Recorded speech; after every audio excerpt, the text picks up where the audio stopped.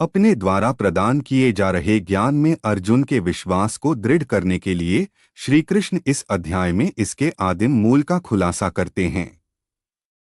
वे कहते हैं, अर्जुन, चूंकि तुम मेरे भक्त और प्रिय मित्र हो, इसलिए मैं तुम्हें योग का यह परम विज्ञान बता रहा हूँ। यह वही शाश्वत विज्ञान है जो मैंने आदिकाल में सूर्यदेव को सिखाया था, और एक सतत परंपरा के रूप में यही ज्ञान ऋषितुल्य राजाओं को दिया गया। अर्जुन को आश्चर्य होता है कि इतने युगों पहले लगभग उसकी ही आयु का कोई व्यक्ति कैसे अस्तित्व में आ सकता है। वह संभव है कि आपने इतने वर्ष पूर्व सूर्यदेव और अन्य लोगों को यह ज्ञान दिया। श्री कृष्ण अर्जुन के संशय का समाधान करते हैं और अपने अवतरण के दिव्य रहस्य का प्रकटीकरण करते हैं।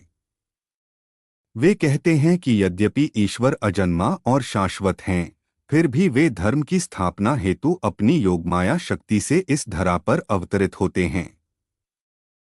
उनका जन्म और उनके कार्य दिव्य हैं और भौतिक दोषों से कलंकित नहीं होते।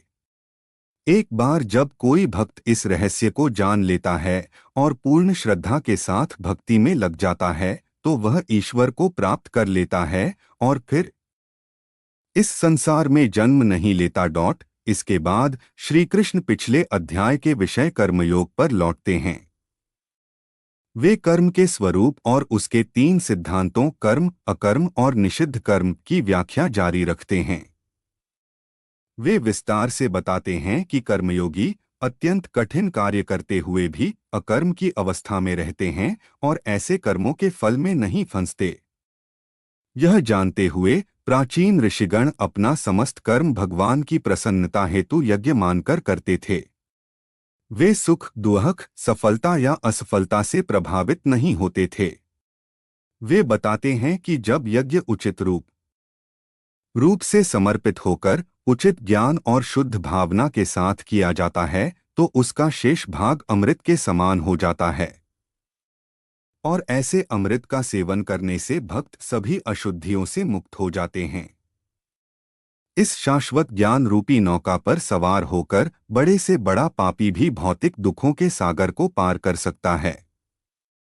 श्री कृष्ण कहते हैं कि ऐसा ज्ञान केवल एक सच्चे आध्यात्मिक गुरु से ही प्राप्त किया जाना चाहिए, जो स्वयं ईश्वर साक्षात्कार प्राप्त हो। अपने गुरु होने के नाते श्री कृष्ण अर्जुन को निर्देश देते हैं कि वह अपने हृदय में उत्पन्न